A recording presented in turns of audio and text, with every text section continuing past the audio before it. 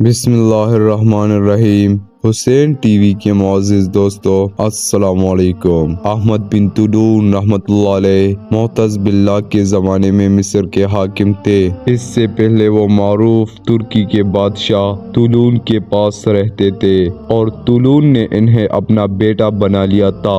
اسی دوران یہ واقعہ پیش آیا کہ طولون رحمت اللہ تعالی علیہ نے انہیں کسی کام سے دارالامارت بھیجا۔ وہاں انہوں نے بادشاہ کی ایک کنیز کو محل کے کسی خادم کے ساتھ بے حیائی میں مبتلا پایا۔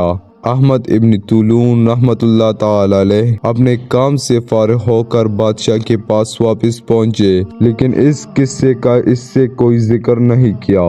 ادھر کنیز کو یہ یقین ہو گیا کہ ابن طولون رحمت اللہ تعالی علیہ بادشاہ سے ضرور میری شکایت کر دیں گے، اس لیے اس نے یہ حرکت کی کہ طولون کے پاس جا کر احمد بن طولون رحمت اللہ تعالی علیہ کی شکایت کر دی کہ وہ ابھی میرے پاس آئے تھے اور مجھے بے حیائی پر آمادہ کرنا چاہتے تھے۔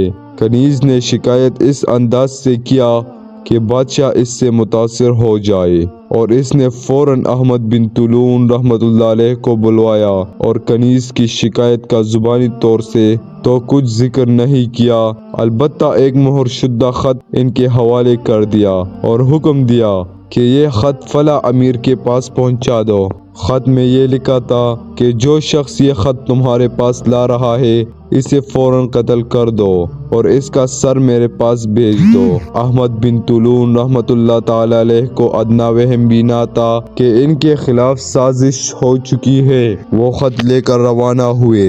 راستہ میں اسی کنیز سے ملاقات ہو گئی۔ کنیز یہ چاہتی تھی کہ بادشاہ احمد بن طولون رحمت اللہ علیہ کو مجھ سے بات کرتے ہوئے دیکھے تاکہ اسے یقین ہو جائے کہ میری شکایت درست تھی۔ چنانچہ اس نے احمد بن طولون رحمت اللہ علیہ کو باتوں میں الجھانے کی کوشش کی اور کہا کہ مجھے ایک ضروری خط لکھوانا ہے اور آپ بادشاہ کا جو مکتوب لے کر جا رہے ہیں وہ میں دوسرے خادم کے ذریعے بھجوا دیتی ہوں۔ چنانچہ اس نے بادشاہ کا مکتوب اسی خادم کے حوالے کر دیا جس کے ساتھ وہ مبتلا ہوئی تھی۔ وہ خادم خط لے کر اسی امیر کے پاس پہنچا۔